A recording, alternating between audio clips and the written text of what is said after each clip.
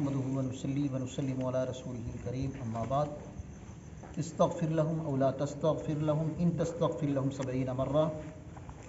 صدق اللہ مولانا العظیم۔ معزز و محترم سامعین حضرات، آج 10ویں پارے کی سورہ توبہ کے اندر اللہ رب العزت نے جو ابھی میں نے آیت کریمہ تلاوت کی ہے، یہ عبداللہ ابن ابی بن سلول کے متعلق نازل ہوئی کہ جب یہ عبداللہ بن ابی بن سلول مرا تو ان کے بیٹے جو تھے وہ صحابی رسول تھے اور سرکار کے بہت بڑے عاشق تھے۔ انہوں نے خواہش کا اظہار کیا کہ حضور آپ اپنا قمیص مبارک عطا فرمائیں تاکہ میں اپنے اس باب کو پہنا سکوں۔ اور میں آپ کو عرض کروں کہ یہ عبداللہ بن ابی جو تھا یہ منافقین کا سردار تھا، اور اس بدبخت نے اسلام کی خاطر بہت زیادہ سازشیں کیں، لیکن جس اسلام کو رب ذوالجلال نے عزت دی ہے تو دنیا کو کوئی طاقت اس اسلام کو ذلت نہیں دے سکتی۔ جب اس نے رسول اللہ صلی اللہ علیہ وسلم سے خواہش کا اظہار کیا تو سرکار دو جہاں وسلم نے اپنا قمیص مبارک انہیں عطا فرما دیا کہ جاؤ اپنے باپ کو جو ہے نا کفن کے طور پر اس قمیص کو پہناؤ۔ جب سرکار نے قمیص عطا کی تو اس نے دوسری خواہش یہ کی کہ حضور اگر آپ میرے باپ کا جنازہ پڑھا دیں تو یہ بھی میرے لیے سعادت ہوگی۔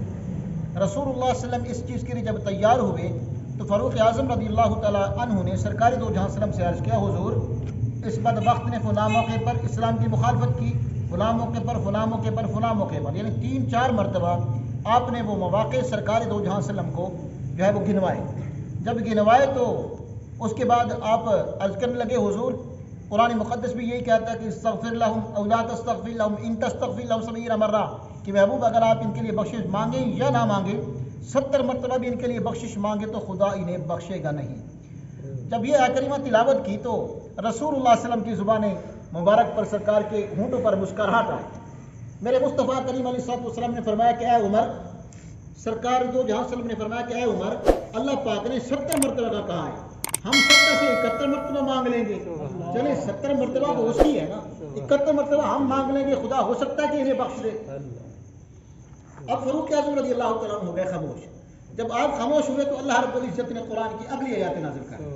اللہ پاک نے فرمایا، محبوب ولا تصلی علی احد منهم مات ابدا ولا تقم علی قبری انهم كفروا بالله ورسوله وماتوا وهم فاسقون۔ محبوب آپ ان میں سے کسی ایک کی قبر ایک کا جنازہ بھی نہ پڑھائیں اور نہ ہی ان کی قبروں پر کھڑے ہوں، کیوں؟ اس لیے کہ انہوں نے اللہ اور اس کے رسول کا انکار کیا اور فسق کی حالت میں یہ مرے ہیں۔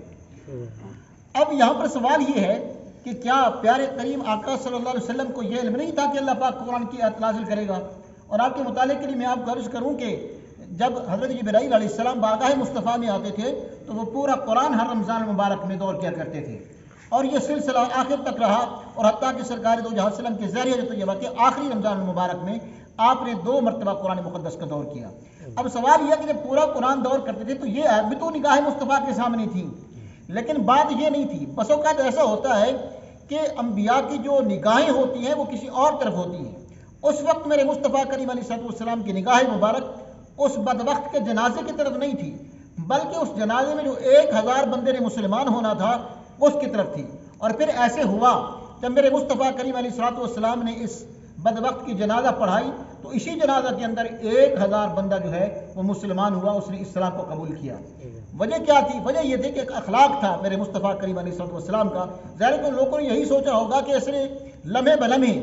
ان کی مخالفت کی ہے، اسلام کی دشمنی کی ہے، اسلام کو گرانے کی کوشش کی ہے، اور قربان جائیں سرکار دو جہاں وسلم کی حلم پر، سرکار کے حوصلے پر، سرکار کے ظرف پر کہ سرکار پھر بھی اپنا قمیص بھی عطا کر رہی ہیں اور سرکار دو جہاں وسلم اس کی جنازہ بھی پڑھا رہے ہیں۔ تو اس کے بارے میں محدثین کرام فرماتے ہیں کہ جو سرکار دو جہاں وسلم نے قمیص عطا کیا تھا یہ بھی سرکار دو جہاں وسلم نے اس کا احسان چکایا تھا۔ وہ بدلہ کیا تھا احسان کا؟ وہ یہ تھا کہ جب غزوہ بدر ہوا تو اس میں سرکار دو جہاں وسلم کے چچا ہے حضرت عباس رضی اللہ تعالیٰ عنہ، یہ جو ہے جب یہ گرفتار ہو کر آئے تو ان کا قد مبارک دراز تھا، کسی کے کپڑے ان کے اوپر آتے نہیں تھے، اور یہ جو بدبخت تھا ان کا قد بھی چونکہ لمبا تھا تو اس نے سرکار دو جہاں وسلم کے عظیم چچے کو وہ قمیض پہنائی تھی، جس کا بدلہ میرے مصطفیٰ کریم علیہ السلام نے دنیا میں چکا دیا۔ فرمایا کہ مجھ پر کسی کا احسان نہ رہے، اگر بھری کائنات میں کسی کا سرکار پر احسان رہا اور سرکار نے فرمایا کہ اس کا میں آخرت کے دن دوں گا، وہ صرف اور صرف ایک ہی شخصیت ہے بری کائنات میں، وہ سیدنا صدیق اکبر رضی اللہ تعالیٰ عنہ کی ذات مبارکہ ہے کہ سرکار نے فرمایا کہ ہر کسی کا بدلہ میں نے دنیا میں دے دیا ہے، ایک واحد شخصیت ہے سیدنا صدیق اکبر رضی اللہ تعالیٰ عنہ کہ اس کا بدلہ جو ہے وہ اس کے احسان مجھ پر ہے اور اس کا بدلہ جو ہے وہ میں آخرت میں عطا کروں گا۔ تو عزیزان محترم، نتیجہ یہ نکلا کہ جب انسان اپنا دل دماغ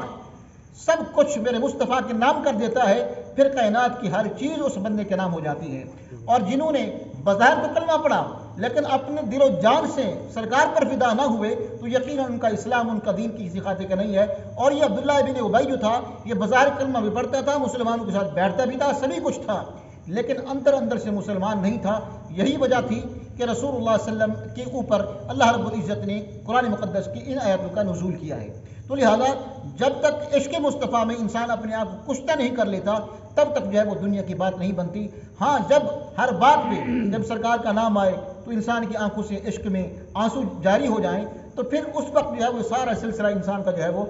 بہتر ہو جاتا ہے۔ دعا کیجیے رب ذوالجلال ہم سب کو قرآن و حدیث کی صحیح فہم عطا فرمائے اور سرکار دو جہاں وسلم کا عشق وافر مقدار میں عطا فرمائے۔ آمین ثم آمین، واخر دعوانا الحمدللہ رب العالمین۔